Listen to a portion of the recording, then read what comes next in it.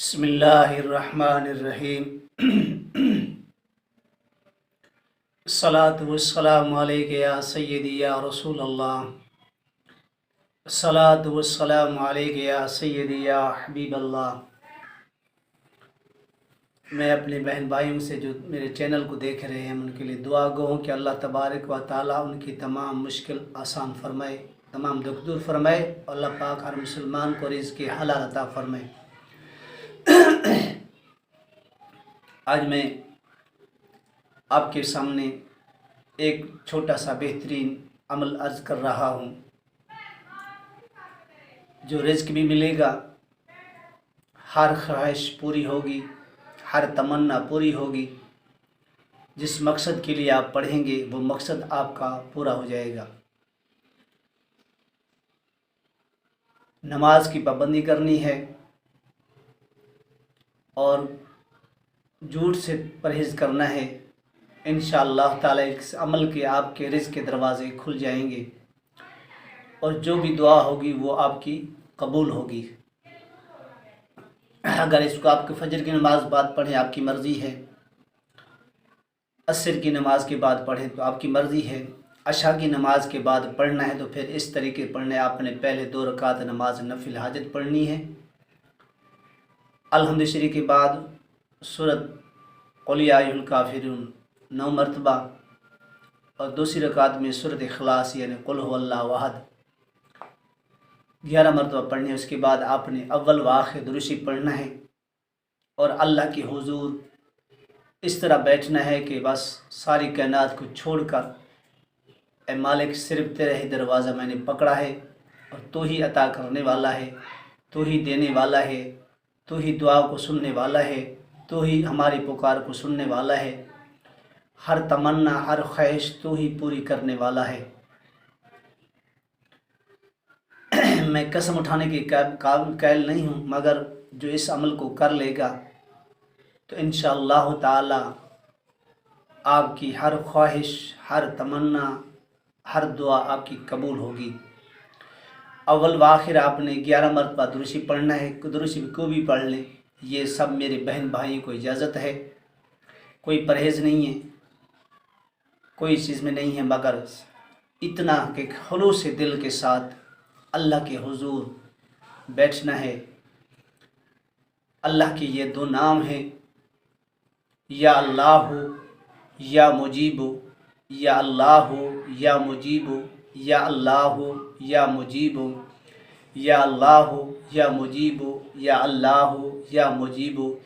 اس کو صبح کی نماز کے بعد آپ پڑھیں رزق کے لیے 100 مرتبہ،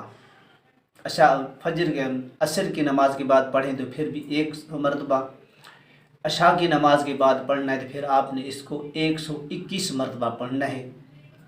جس مقصد کے لیے، جو بھی آپ کا مقاصد ہو، جو بھی آپ کی مشکل ہو، جو بھی ہو تمنا، اسی طریقے سے پڑھیں انشاءاللہ تعالی۔